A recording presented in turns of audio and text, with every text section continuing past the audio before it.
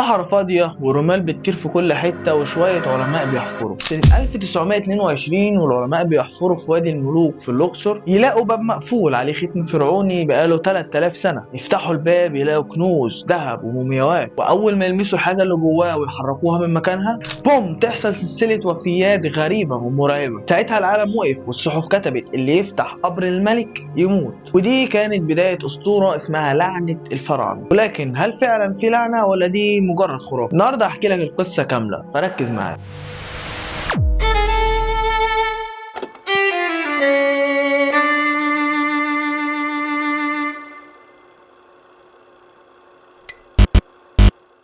القصة كلها بدأت سنة 1922 لما عالم آثار إنجليزي اسمه هاورد كارتر كان بيشتغل في وادي الملوك بيدور على مقبرة الملك توت عنخ آمون. الملك توت عنخ آمون كان صغير جدا ومات وهو عنده حوالي 18 سنة، ودفنوه بسرعة عشان مات فجأة، وعشان كده المقبرة بتاعته كانت مدفونة كويس ومحدش لقاها. كارتر كان بقاله سنتين بيحفر من غير ولا فايدة، لكن في يوم لقى حاجة صغيرة وهو ماشي في الصحراء. لقى درجة حجرية نازلة تحت الأرض، بدأ يحفر ولقى صناديق وتابوت ذهبي ضخم. المقبرة كانت كاملة وكأن محدش لمسها من آلاف السنين. أول بقى لما المقبرة اتفتحت اللعنة بدأت. ده ما كانش بس مجرد اكتشاف هيبهر العالم كله، وده كان كمان بداية للعنة هتلاحق كل اللي اكتشفوا الاكتشاف العظيم ده. اللي حصل بعد فتح المقبرة بمدة قصيرة جدا إنه بدأت سلسلة من الضحايا. كانت أول ضحية هي اللورد كارنرفون، الراجل اللي مون الرحلة كلها. تعرض للدغة ناموسة عادية، تعفنت وجاله تسمم في الدم ومات من ناموسة عادي جدا. انت شايف ان ده ممكن يكون شيء طبيعي، بس الأغرب اللي في نفس الليلة اللي مات فيها اللورد النور قطع عن القاهرة كلها، ودي كانت بداية الكلام عن اللعنة. استمر اللعنة وتلاحق باقي الضحايا، حتى الكلب بتاعه في لندن وقع لوحده ومات. ما تقفش عند اللورد وبس، ده كمان سكرتير البعثة اتوفى ومراته انتحرت. واحد من فريق العلماء جاله مرض نادر في الدم ومات، وواحد تاني انتحر ورمى نفسه من عمارة. كل الناس بدأت تقول ان اللي يدخل مقبرة الفراعنة اللعنة بتلاحقه. الصحف العالمية كانت بتدور على أي قصة تولع فيها الدنيا. فلما بدأت الوفيات كتبوا عناوين مرعبة زي لعنة الفراعنة حقيقية، انتقام الملوك من منتهكي قبورهم، مقبرة الموت بتقتل اللي يقرب منها. الناس صدقت والعالم كله بقى بيخاف من كلمة مومياء. حتى في هوليوود بدأت الأفلام تنتشر عن المومياوات اللي بتصحى وتنتقم عن منتهكي القبور. في مقبرة توت عنخ آمون اتقال إن في كتابة على الحيطان بتقول إن الموت هيأتي على أجنحة سريعة لمن يزعج راحة الموت.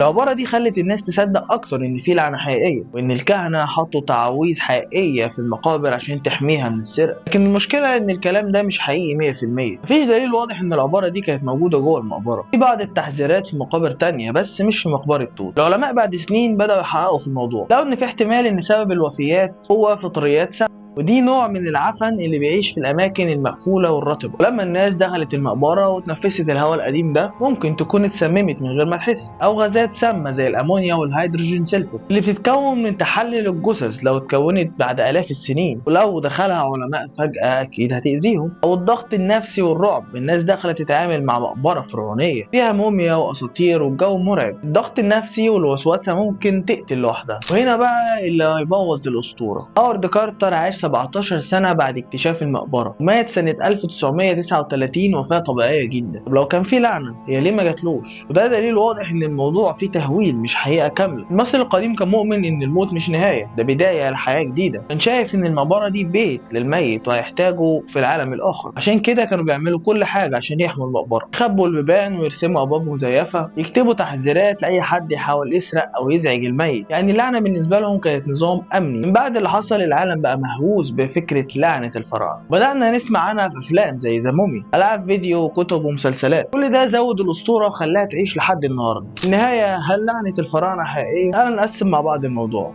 هل في وفيات غريبة؟ أيوه. هل حصلت بعد فتح المقبرة؟ أيوه. طب هل في تفسير علمي للموضوع ده؟ في تفسير علمي، الفطريات والغازات والرعب النفسي. طب هل في قوة خارقة؟